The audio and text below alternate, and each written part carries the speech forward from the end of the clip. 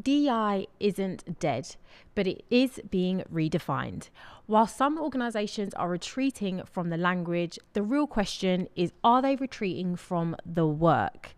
In today's episode of the All Inclusive podcast, I'm joined by Hannah Awonuga, Global DEI Leader, Culture Strategist, and former Global Director of DEI at Barclays. We explore the bold shifts happening in the inclusion space, why titles are changing, language is evolving, and what that really means for impact. Hannah introduces her powerful framework, the 3 C's: colleagues, clients, and community, and explains why they're essential to building inclusive cultures that last. This conversation felt like a full circle moment for me. I've admired Hannah's leadership and voice in this space for years, and this episode is full of insights that challenged how I think about leadership, strategy, and accountability. If you've been wondering how to lead culture transformation with intention, this episode is definitely for you. Before we do dive in though, don't forget to subscribe and share this episode with someone who cares about building a more inclusive workplace. Your support helps us spread this conversation that really matters. Now, let's jump into my conversation with Hannah. Enjoy. Hi Hannah, welcome to All Inclusive. Thank you. Very excited to be here. No, I am super excited for you to be here. I am fangirling a little bit. I'm not going to lie.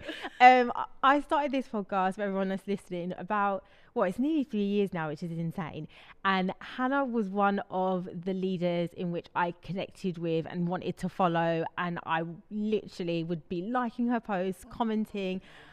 Even from when you worked at Barclays, I thought the work that you were doing was absolutely incredible, and it has always been that, and it still is going to be that, and I'm so excited. So I'm so glad to have you on the show. I'm excited to be here. I am so excited. You know, these conversations are so important, and so the platform that you've built, Natasha, well done. Oh, thanks. It's no mean feat to do that, and you know, we're having really important conversations, and these conversations are not one-dimensional, and so the fact that you can do this and reach as many people as you do is phenomenal. Oh, thank you so much, Hannah. And so I can't wait to get stuck into this convo. So before we do get stuck into the nitty gritty of all things culture transformation and inclusion, can you give us a little of an overview of who you are and where you are and what you're doing today? Yeah, absolutely. So where do I start? So I actually started my career when I was 17 years old in the bank. So my first ever job was at the Halifax. I was a cashier at the Halifax.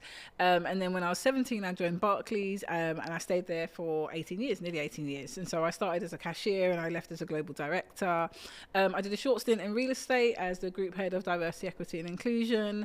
And now I'm in this really exciting kind of transitioning phase where, you know, I'm just exploring what's next for me. And, you know, with the current landscape of DEI, for me, somebody like me who's been in DEI for a long time, it's a really exciting time to think about actually, you know, what does a professional like me do to add value to an organization? And for me, that is very much around cultural transformation, you know, of a business, the values, the purpose, you know, why does a business thrive and how does it support its people? And so, yeah, that's kind of where I am. And, you know, it's been weird to say I'm in this transitioning phase, but also really exciting. And so I'm really looking forward to. Well, that was my next question actually, because I think your journey is great.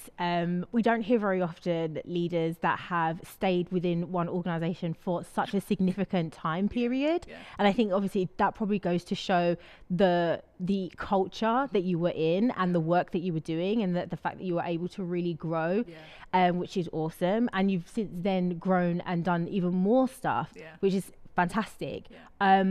And you're in this transitional period, which is really exciting. And I was going to say, how are you doing? How are you doing really? Because whilst it's exciting that you are in a transitional period, and I think that's great, outside of that and what's happening at the moment when we're talking about inclusion with all kind of the DEI pushback that's happening in the US, which is unfortunately kind of spewing into the UK and all around the world right now. So how are you feeling with everything? Girl. Do you know what? Thank you for asking me that, because I think, you know, the corporate answer is really exciting times, but it is hard. It is a really hard time at the moment, you know, especially for people like me and like you really that are in this work, doing it day in, day out. when you turn on the news or when you go on your feed and you see the backlash on DEI, or there's another legislation that's come in, it can be really hard because, you know, I think the media doesn't realize that these are people's lives, these are people's careers, these are people how they feed their families. And so it has been quite difficult. And, you know, when I moved out of, you know, my last role into this transition phase, there was a bit of nervousness about, you know, okay, you know, what am I going to do in this current kind of really challenging political landscape? But for me, this work isn't going anywhere, you know, and I've spoken to several leaders and mentors, and I have the same conclusion. The words might change, and we know that, and language has evolved over the years for so many different things. But fundamentally, what we are trying to achieve, which is, you know, a fairer society, a more representative society, a future that is ready for AI and technology, then that work isn't going anywhere.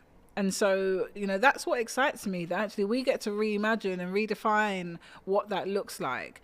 And ultimately, it's about adding value to the business. I'm a business leader. I add value to the business. I support with transformation. I support with culture, leadership, inclusive leadership.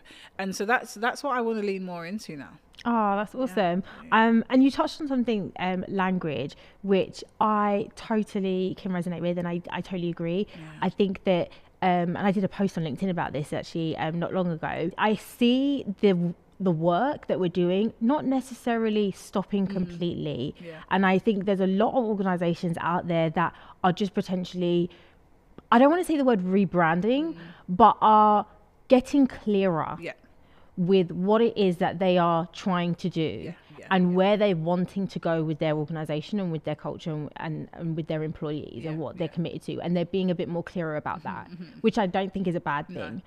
And I'm excited for. But there are also other organizations that aren't getting that right. And then there's ones that are completely like pulling out. That's fine. We're not going to be giving any airtime to those sorts of companies right now. But I do want to kind of touch on the ones that might not be getting it right, and diving in a little bit more about why that is and like how better can they improve. So you have ones that are using different languages. They're going more towards culture, engagement, experience, all of them things. Yeah, which I don't think is too bad. But then you do have ones that are, for example, dropping the E completely. They're just sticking with D and I. That, to me, doesn't seem like it's sending the right message. Agree.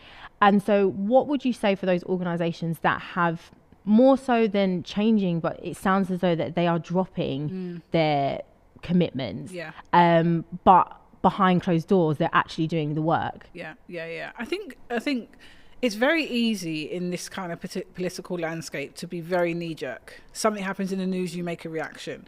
That is dangerous because that then means that you haven't given much thought. So there are organizations that, you know, and JP Morgan is a prime example. I know they're doing some fantastic work in there. They've dropped the E for O, and they've dropped equity for opportunity.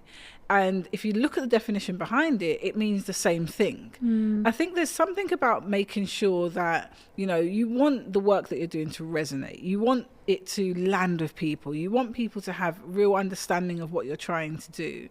That means that actually you might have to evolve your language. If there's because I don't know why, but there seems to be an agitation over two words here. Diversity and equity seems to get people's backs up. There seems to be a real kind of allergic reaction to it. I have my own reasons and thinking around why that is. But if you're a large organization, you have to take that seriously. And so there's this evolution of language.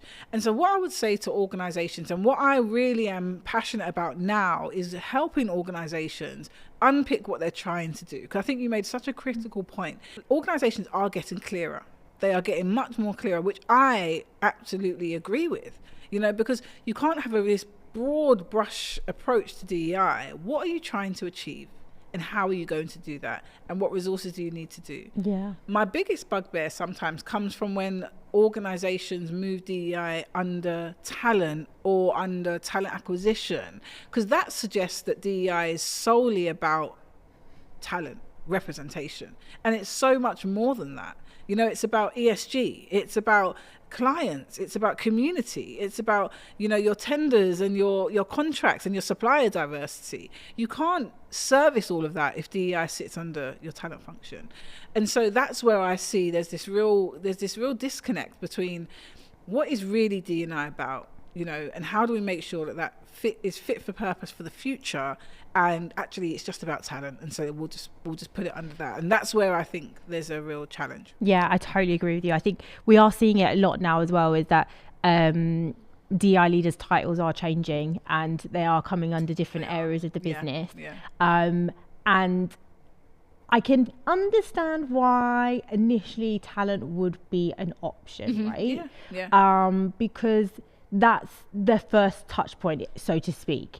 We need more people. We want to make sure we have a full range of people coming through our doors. When they're with us, we want to make sure that they feel like they're valued, they're included, like they're adopting the right culture, all of that sort of stuff. So I get that. But I do agree with you, that only goes so far. And when we're talking about, and I think what people have misunderstood when we talk about DEI, and maybe that's because D was the first one, given the events that happened with George Floyd, which kind of sparked a lot of race conversations, which then go to gender and race. And DEI or creating an inclusive culture is more than just simply gender and race. There's us as humans, we are made up of so many different so many facets that make us who we are, versus over just what skin color I am, or whether I'm a woman or a man. And so I think that having it just in talent, I agree with you, it limits the impact and the sustainability of the work. And I have seen it not only moving into talent or talent acquisition, I've seen it move into internal comms, which was a really interesting place. I've seen it move in under the CEO. I've seen it move under ESG. So I suppose the message here is that where is it best placed, and is it just one dimensional? So if it's just talent, or if it's just internal comms, then how do you make sure that you're still getting that breadth of real understanding around inclusion? Because you have to make sure that it's not seen as a tick box. And that's the danger when you just put it under one thing.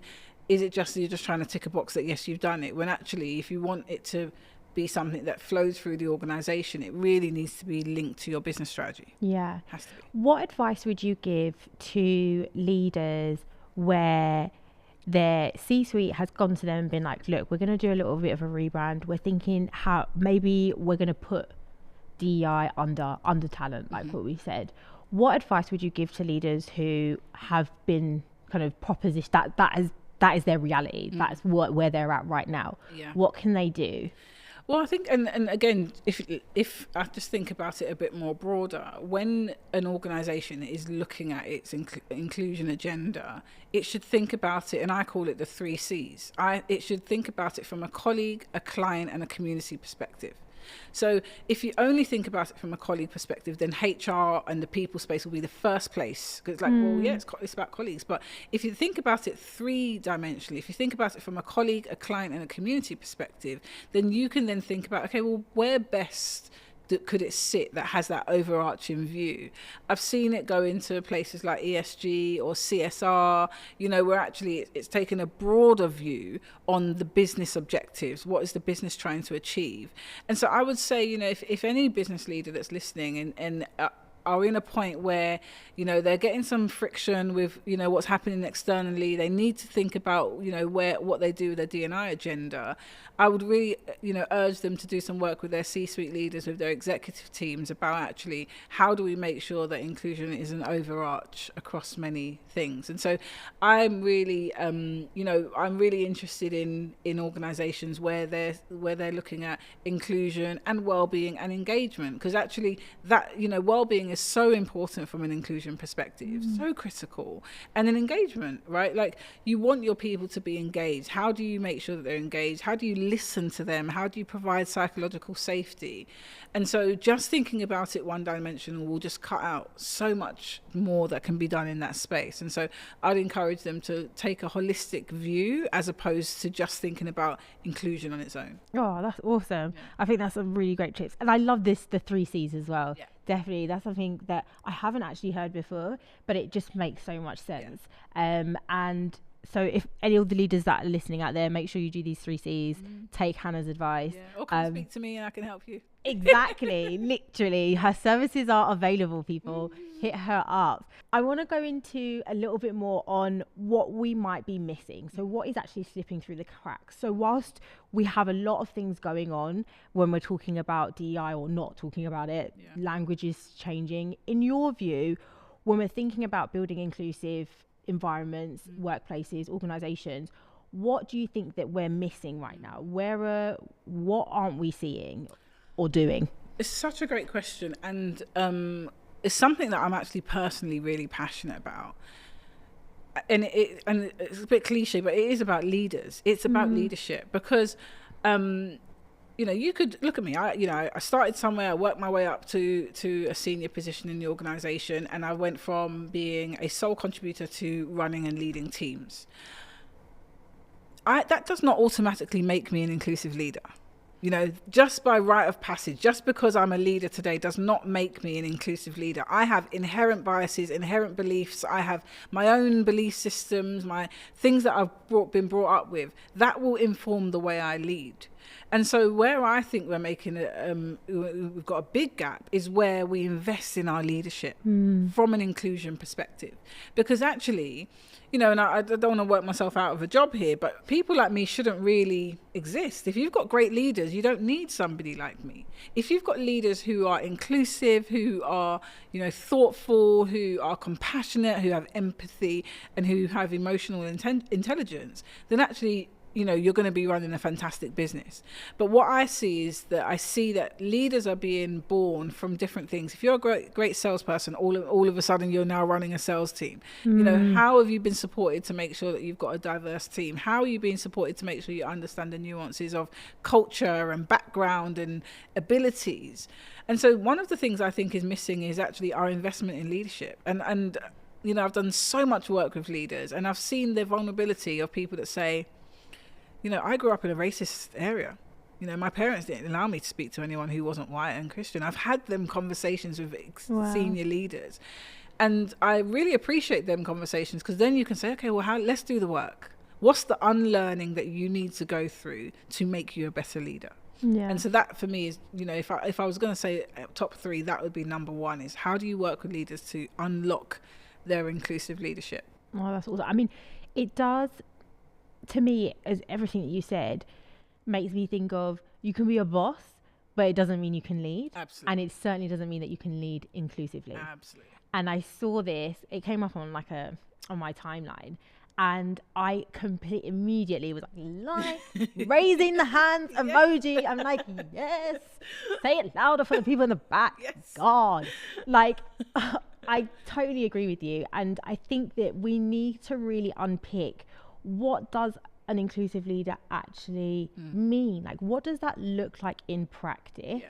And how do we help leaders reach that goal? And I think sometimes people think it's just, they need to go into a few trainings and that will be it. And I'm like, I feel like what people aren't getting is that being an inclusive leader isn't something that you can just get to in a couple of months or in a 2-hour or 1-hour training session with some little round tables and stuff. It's behavior. It's intentional actions every day that you do that is going to allow for people around you to feel more at home, feel safe, feel heard, feel valued, feel respected. And all of these things have to happen in unison for you to really get the best out of your team and also the best out of yourself, I think.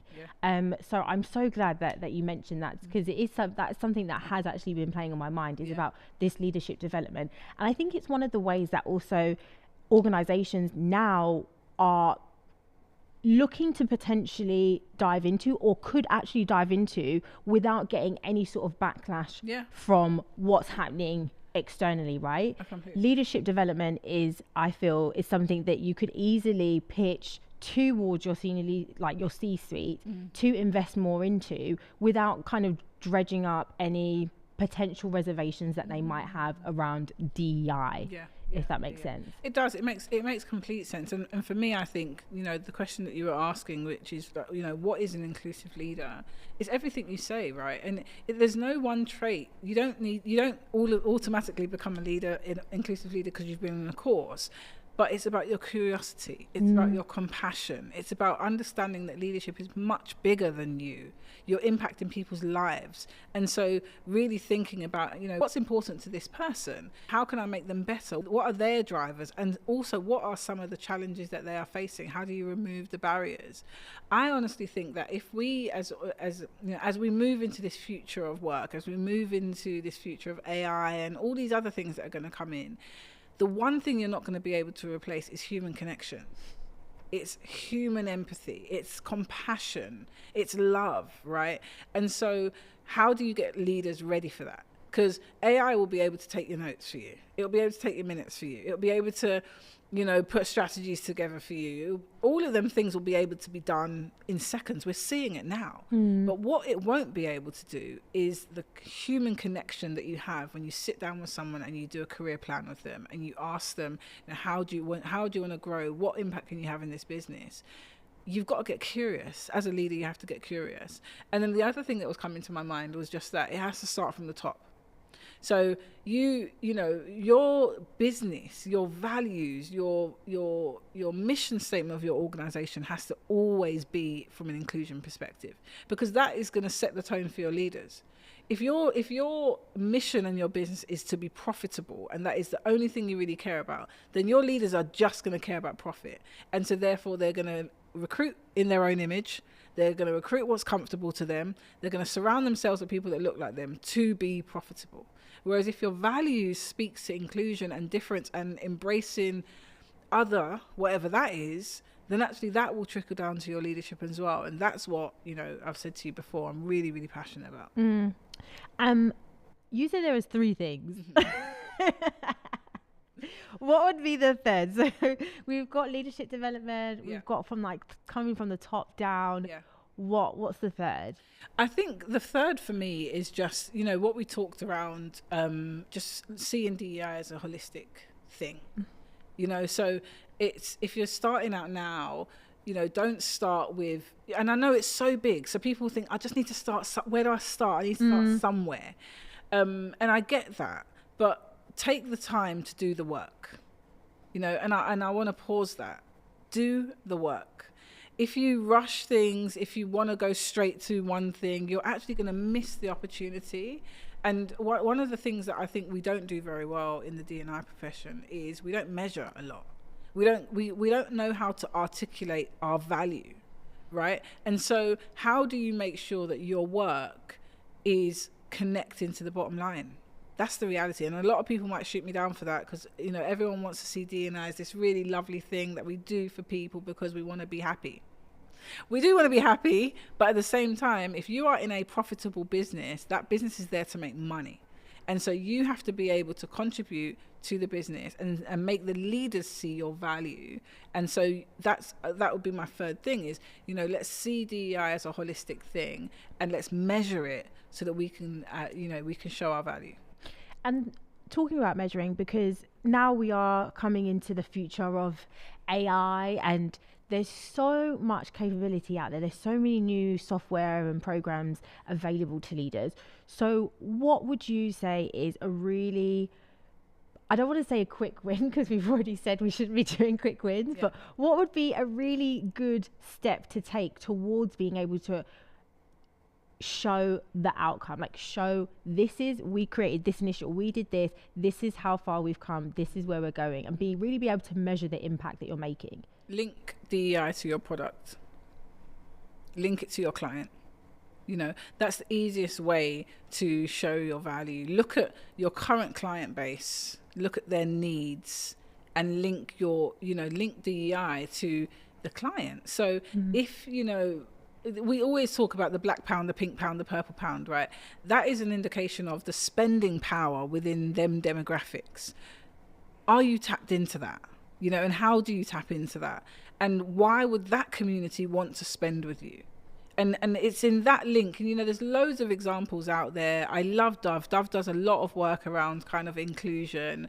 There's others, because me and you both know, maybe 15 years ago, we couldn't go into Boots and buy our hair products. No. Can we? Yeah. Well, we can now. Let me give him that. But 10 years ago, you wouldn't be able to do that. No, I had to get my relaxer kit from the hair shop. From the black hair shop. From the black hair shop.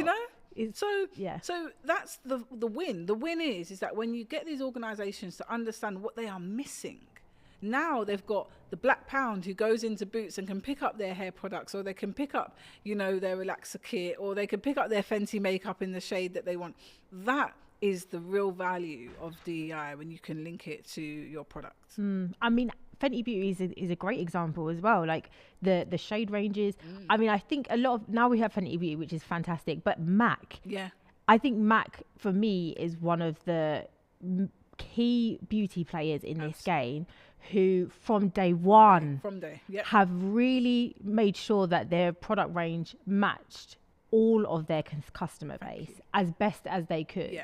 And it's only just gotten better and evolved. And I totally agree with you. I think that's a really great advice, is to start with that client, start with your product, because it's going to be a good way for you to be able to show value. 100%. And opportunity. You show the opportunity, because maybe they haven't thought about it. Maybe they don't know that there's a market out there that just wouldn't go to them. You wouldn't shop with them. And so you then become the person that can open the doors for that. And obviously, you want to make sure that people, can see people that look like them in your senior positions. All of that, it's all important. But if you are thinking about, okay, how can I really embed DEI into the business? My learnings from my experiences is that you link it to the client and you run with that. Oh, that's awesome.